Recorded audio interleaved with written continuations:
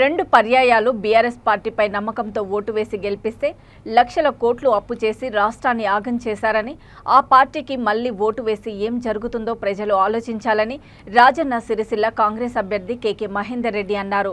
ముసాబాద్ మండలంలో అన్ని గ్రామాల్లో హస్తం నేతలు ప్రచారాన్ని జోరుగా కొనసాగిస్తున్నారు. ఆ పార్టీ ప్రవేశపెట్టిన 6 గ్యారంటీ పథకాల కరపత్రాలతో గడప గడపన ప్రచారాన్ని నిర్వహించారు.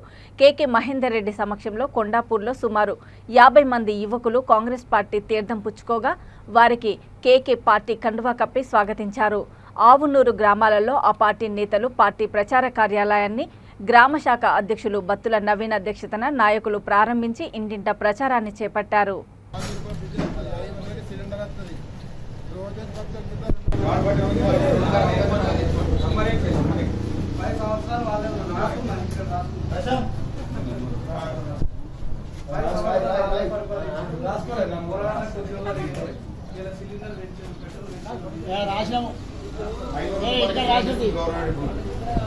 మనిషి మీద 1,50,000 అప్పు చేసింది కేసీఆర్.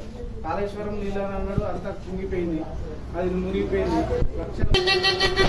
రాజు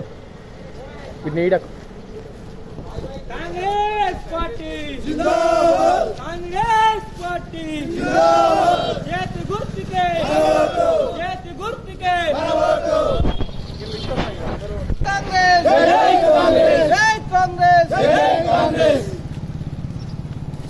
ప్రభుత్వాల యొక్క వైఫల్యాలను ఏ విధంగా ఎండగట్టాలి, మరి మనకు కాంగ్రెస్ ప్రభుత్వం వస్తున్న సందర్భంలో కూడా ప్రజలకు గుర్తుకే. ఈరోజు ముస్తాబాద్ మండల కేంద్రంలో మరి సిరిసిల్ల నియోజకవర్గ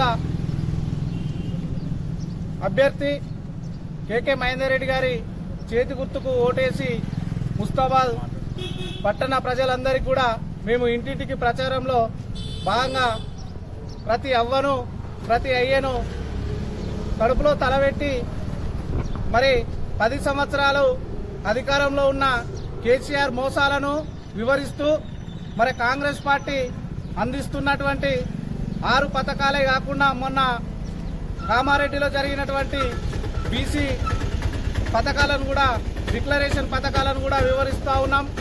మరి ప్రజలు ఖచ్చితంగా ఇక 10 సంవత్సరాలు చూసినాం బిడ్డ, మస్తు చాలైంది కేసీఆర్ చేసినటువంటి మోసాలు. ఇలా ప్రతి దాంట్లో కమిషన్లు లేని పనే లేదు. మరి ఇలా ప్రజలు కాంగ్రెస్ పార్టీకి పట్టం కట్టేందుకు సంసిద్ధులయ్యారు.